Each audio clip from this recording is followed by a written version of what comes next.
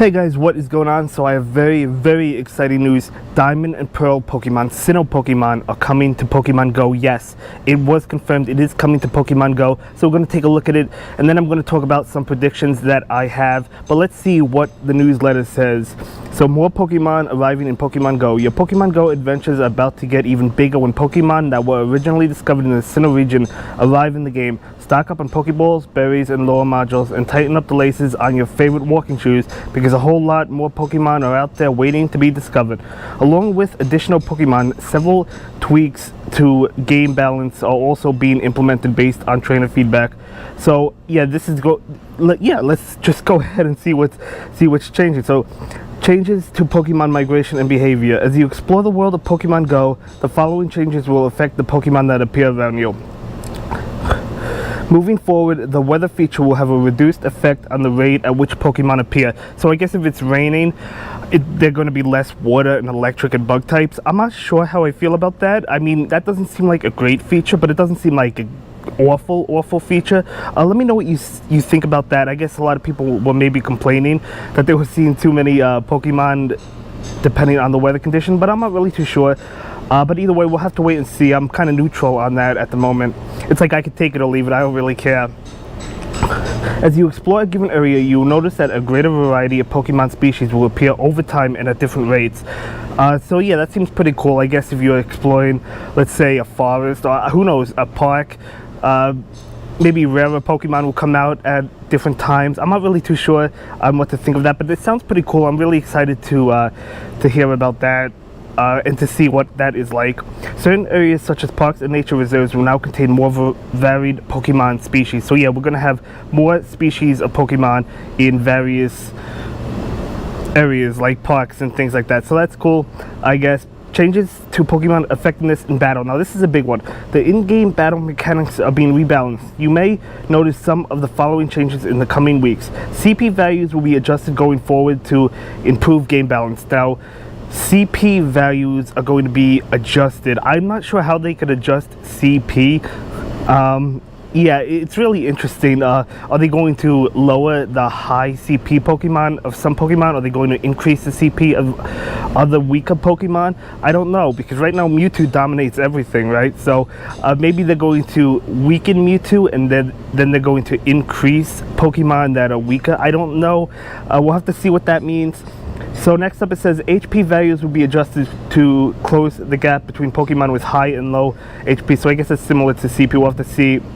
Pokemon defense and stamina values will be rebalanced, allowing Pokemon with high defensive stats to be valuable by outlasting Pokemon in battle rather than these Pokemon merely taking too long to defeat. So yeah, basically if you use a Pokemon with like a high defense, let's say Regirock or Blissey, they're not going to do well in gym battles if you are using them to fight other Pokemon or even raids, because they have a high defense, so they might not get knocked out right away, but they're not going to do a lot of damage. So the time is just going to click down until it runs out if you're using defensive Pokemon. So there's really no point in defensive Pokemon at this moment in time. The only point to defensive Pokemon would be like if you leave it in a gym, but even then I don't really see a point in leaving a super high defensive Pokemon in a gym, because you want the Pokemon to get knocked out to get the coins, right? 50 coins a day. So if you leave, you know, I've left weak Pokemon. I've left a Snubbull in a gym that was there for like 2 or 3 days. So if you leave, you know, a higher defense Pokemon like Aggron or Metagross or something that has a huge defense, it's never going to get knocked out and you're not going to get 50 coins per day. So defensive Pokemon are not really doing much in most cases. I mean, it depends where you play as well. So if you play in a more populated area where more people are playing the game, you might want to leave those defensive Pokemon. But other than that, there's really no point in these defensive Pokemon at the moment. So I'm actually really glad to see where that takes us. We will have to see. Defense values have also been slightly reduced for most Pokemon. Changes like these will help narrow the gap between Pokemon with the highest defense stat and other Pokemon. So yeah, more about the fence. We'll have to see where that takes us. Look for all these changes and additions coming soon, and expect further tweaks in the future designs to help trainers and their Pokemon reach the full potential. So yeah, it's going to be really exciting. I'm most excited for the SINNOH Pokemon, the Diamond and Pearl Pokemon. Let me know what you're most excited for, or what change are you excited to see. It's going to be really fun. It's going to be really exciting. I can't wait for these changes to come. So I'm assuming the changes are going to come before the Diamond and Pearl Pokemon for the most part, but we will have to see. By the way, sorry about all the hammering and noise in the background. Somebody's working over there doing who knows what. But yeah, anyway, moving on.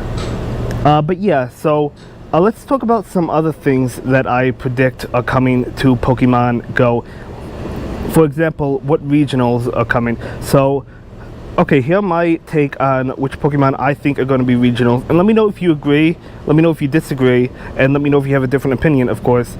So I think that obviously Mime Jr. is going to be a regional exclusive, I would say, to Europe. I mean, Mr. Mime already is. Unless they bring Mr. Mime worldwide, I'd say Mime Jr. is almost a guarantee. I don't think anyone's going to dispute that. Aside from Mime Jr., I think that the Pokemon in the Great Marsh will be exclusives, such as Carnivine, Croagunk, which evolves into Toxicroak, and Skorupi, which evolves into Drapion. I do believe that those will be exclusive. I'm not sure where, maybe Brazil or South Africa. I'm not really too sure where some of those will be.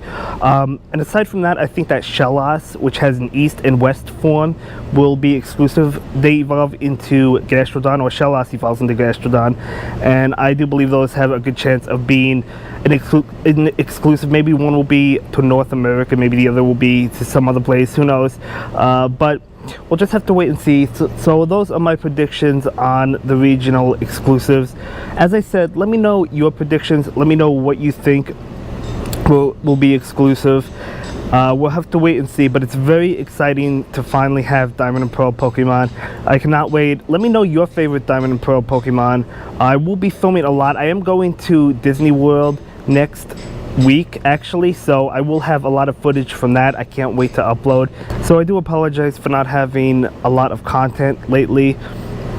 It's just because I've been busy packing and whatnot, so you know, I can't wait for the trip. Well, but we'll have to see when these Diamond and Pearl Pokemon come out. So yeah, I'll see you guys soon. Bye.